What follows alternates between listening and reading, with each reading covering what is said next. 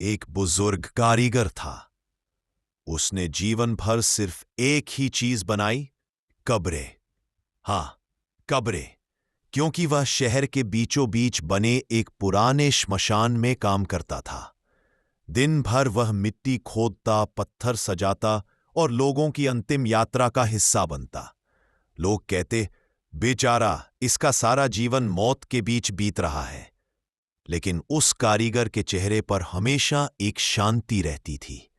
उसका मानना था, जिसे लोग अंत समझते हैं, मैं उसे शुरुआत मानता हूं। एक दिन शहर का राजा उससे मिलने आया। राजा को एक विशाल स्मारक बनवाना था, ऐसा स्मारक जो सदियों तक जिंदा रहे। राजा ने कहा, तुम्हारी मेहनत और ईमानदारी की चर्चा बहुत सुनी है। मैं चाहता हूं कि तुम मेरे लिए वह महान स्मारक बनाओ। कारीगर मुस्कुराया और बोला, महाराज, मैं तो सिर्फ कब्रें बनाता हूं।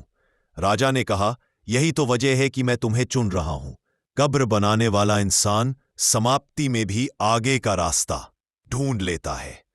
राजा के आदेश पर जिसने अपने जीवन में कोई एक अच्छा काम किया हो, उसका नाम इस स्मारक पर अंकित हो। कारीगर दिन रात मेहनत करता रहा। लोग उसका मजाक उड़ाने लगे, ये सब व्यर्थ है, कर्मों का कोई स्मारक नहीं बनता। कुछ महीने बाद कारीगर बीमार पड़ गया। राजा उसे देखने आया। कारीगर ने धीमी आवाज में कहा, महाराज, मैं यह स्मारक पूरा नहीं कर पाऊंगा।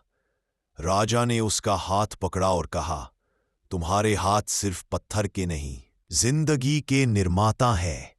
तुम वही कर रहे हो जो कोई और नहीं कर सकता। करीब 1 साल बाद वह कारीगर चल बसा। राजा ने उसे सम्मान की अंतिम विदाई दी और उसकी याद में स्मारक को पूरा कराने का वचन लिया। पर जैसे जैसे काम आगे बढ़ा, राजा की समझ में आया कि कारीगर एक साधारण कामगार नहीं था, वह एक दार्शनिक था। उसने स्मारक की नींव में जो संदेश छोड़ा था, वह राजा को हिला देने वाला था। स्वर्ग या नरक कहीं बाहर नहीं होते, वे वही पैदा होते हैं जहां हम कर्म करते हैं। काम पूरा हुआ और वही स्मारक दुनिया का पहला कर्म ताजमहल कहलाया, जहां नाम नहीं, कर्म लिखे गए थे और हर अच्छे कर्म के साथ लिखा था, इस कार्य ने किसी का जीवन थोड़ा आसान बनाया। लोग दूर दूर से उस स्मारक को देखने आने लगे, लेकिन वहां एक कमरे में राजा अक्सर अकेला बैठा मिलता और उस कमरे के बाहर एक पंक्ति लिखी थी, जो लोग दुनिया छोड़ जाते हैं उनकी कब्रें पत्थर में बनती है, पर जो लोग दुनिया बदल जाते हैं उनकी कब्रें लोगों के दिलों में बनती है।